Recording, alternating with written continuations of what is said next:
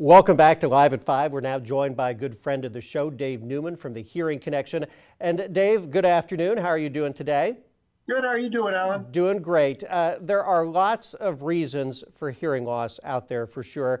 And we're going to talk about an interesting one today, how allergies could possibly affect our hearing. Yes, and so we always kind of think about allergies in the springtime or the fall time at harvest time. I know I grew up in the agriculture area and, getting around corn dust, wheat dust, and just maybe even jumping in, playing in the leaves or breaking leaves, yard waste. That can really create a lot on the senses, can create some allergic reactions. And sometimes those allergic reactions can create a hearing loss. So it's just kind of interesting how the dynamics can people say, I can't hear as well. And it could just be as simple as allergies. Well, we might need to differentiate between hearing loss that's permanent or just acute. I have terrible allergies, and I know I get all plugged up and clogged up when that season comes around. And so that can cause me to not hear as well. But I think you're talking about something a little more serious here. Well, no, that's actually, it is a difference. Because there's different types of hearing loss, and not to get too technical, but you have a conductive hearing loss, a sensory neural hearing loss, or you could have a combination of both. And typically an allergy type is more of a conductive, more of the outer or the middle ear.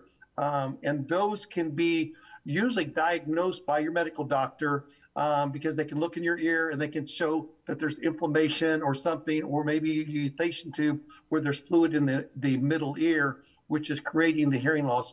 So really, and sometimes when you take allergy medicine, sometimes that can help relieve that pressure off the middle ear, which would then relieve the symptom of the hearing loss. So I guess really what I'm just wanting to let people know is when they have these, like, I can't hear, maybe it is allergy, and maybe they just need to go see their medical doctor to see if it is something more of an outer or a middle ear issue. So maybe it's just a matter of taking some eardrops instead of making a visit to you. Yeah, and they can actually come in and see me. I'm more than happy to give them a hearing test, because in reality, it's kind of like going to the eye doctor or the dentist. It's always good to get a regular checkup on your hearing about every 3 years, especially if you're over the age 55. If you haven't had a checkup on hearing, I give free hearing tests, and it's just a good, kind of a touch base. Now, and with the allergies, some people get affected more over time, and so that might be another age issue incoming as well.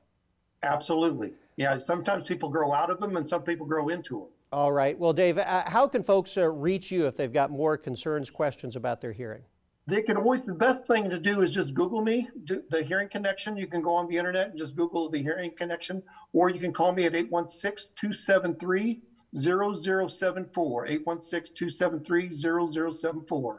You got it, Dave Neuman from the Hearing Connection. Always good to talk to you. Thanks for joining us today. You bet. We'll see you. All right. Bye. Thank you as well. Stay with us on Live at 5. We'll be back with more after this.